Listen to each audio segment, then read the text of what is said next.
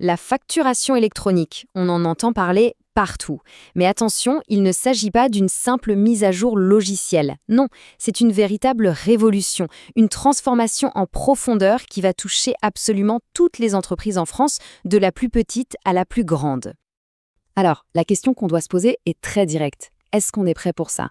Et être prêt, ça ne veut pas juste dire avoir coché une case, ça veut dire avoir une vraie stratégie. Bon, regardons le calendrier de plus près. La date à graver dans le marbre, c'est le 1er septembre 2026. À partir de ce jour-là, l'obligation de recevoir des factures au format électronique, ça concernera tout le monde.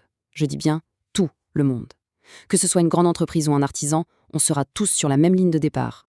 Pour s'y retrouver, il faut d'abord comprendre le nouveau circuit obligatoire, ce qu'on appelle le fameux schéma en Y. En gros, l'idée, c'est que la facture ne va plus directement du fournisseur au client. Non. Elle passe par une plateforme qui la transmet à la plateforme du client, et en même temps, une autre branche du Y se crée. Les données essentielles de cette facture sont extraites et envoyées directement à l'État. C'est ce double flux qui dessine un Y.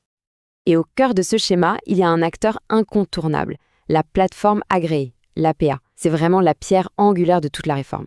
C'est un prestataire privé, oui, mais qui a reçu un agrément, un tampon officiel de l'administration fiscale. C'est le seul, qui a le droit de gérer ce flux officiel des factures et des données vers l'État. Alors attention, il faut bien faire la différence. Pour que ce soit simple, imaginez que la plateforme agréée, c'est l'autoroute officielle. C'est la seule voie sécurisée et réglementaire. À côté, on a ce qu'on appelle la solution compatible, qui est souvent le logiciel de facturation que l'entreprise utilise déjà.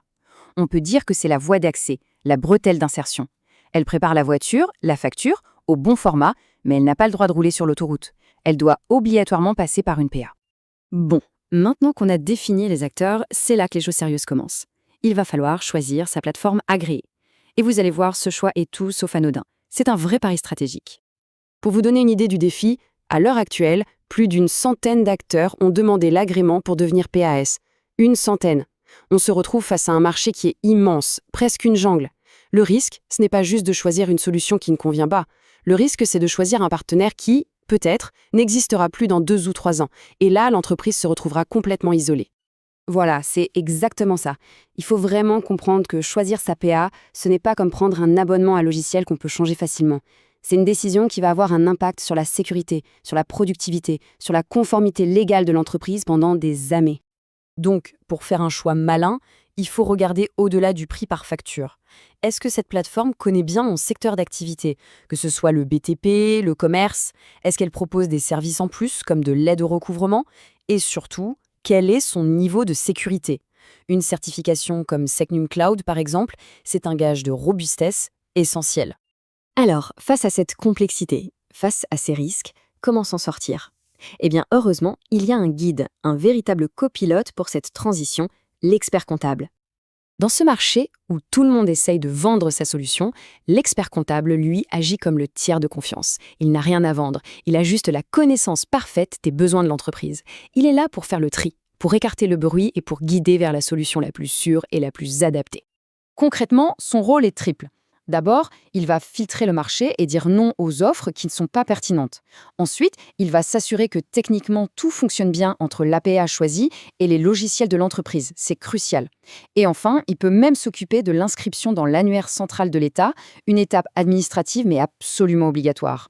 Allez, on arrive maintenant au nerf de la guerre, à ce qui parle à tout le monde, l'argent. Parce que cette réforme, bien sûr, elle a des conséquences financières. Que ce soit si on agit ou si on n'agit pas. D'abord, l'opportunité. Regardez ces chiffres. Traiter une facture papier, ça coûte en moyenne entre 10 et 15 euros à une entreprise. Une facture électronique, on tombe à environ 1,50 €. Le calcul est vite fait, le gain de productivité est juste énorme. Mais à l'inverse, l'inaction, elle, va coûter très cher. Ne pas émettre une facture dans le bon format, ce sera 15 € d'amende par facture. Imaginez le cumul à la fin du mois. Et ce n'est pas tout.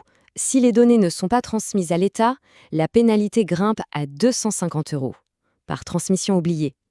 Le risque financier est donc bien réel, et il est double. Mais vous savez, les amendes, ce n'est même pas le pire. Le risque ultime, le vrai danger, il est opérationnel.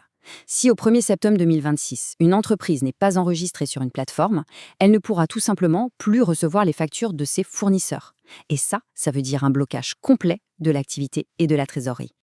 Pour conclure, on voit bien que la question n'est plus de savoir si il faut y aller, la question c'est comment on y va. Est-ce qu'on subit ça comme une simple contrainte administrative ou est-ce qu'on s'en saisit comme une vraie opportunité pour se moderniser, pour être plus efficace? C'est ça le véritable choix stratégique.